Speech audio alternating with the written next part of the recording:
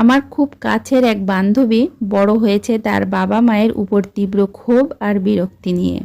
ও unplanned child ছিল এবং ফ্যামিলির খুব খারাপ একটা সময় জন্মেছিল বলে ওকে অনেক অবহেলা সহ্য করতে হয়েছে।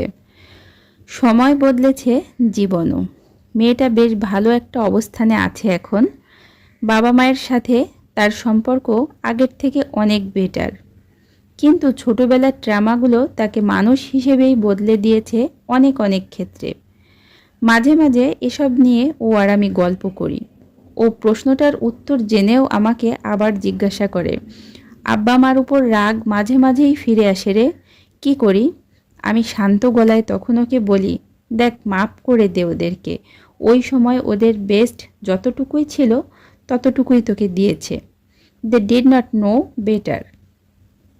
বান্ধবীর মনটা একটু শান্ত হয়। কে না জানে, কারো ওপর রাগ ধরে রাখার চেয়ে মাপ করে দেওয়া অনেক বেশি শান্তির। একটা গানের গল্প বলি এ প্রসঙ্গে।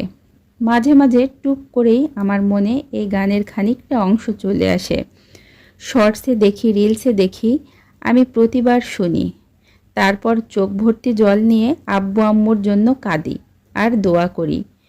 এই গানটা কনসার্টে যতবার গায়িকা গায়, বাকি সবাই কাঁদতে কাঁদতে ওর সঙ্গে গায়।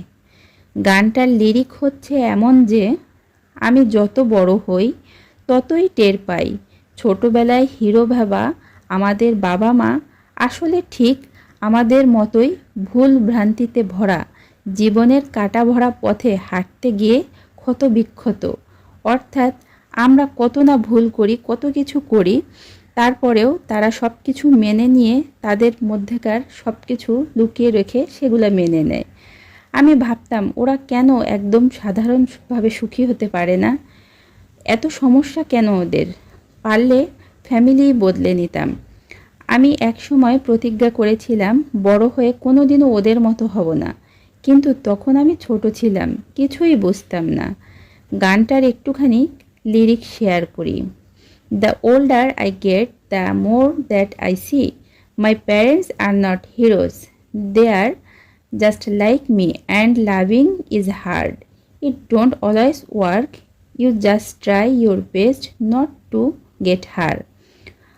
আসলেই তাই না? ওদের হিরো ভেবে ওদের কাছে প্রত্যাশার পারদ ছিল আমাদের আকাশ ছোঁয়া। ওদের উপর কত তুচ্ছ কারণে রাগ হতাম। যত বড় হই, জীবনের দায়িত্ব চাপ ফেস করি, তত টের পাই my parents are not heroes, they are just like me.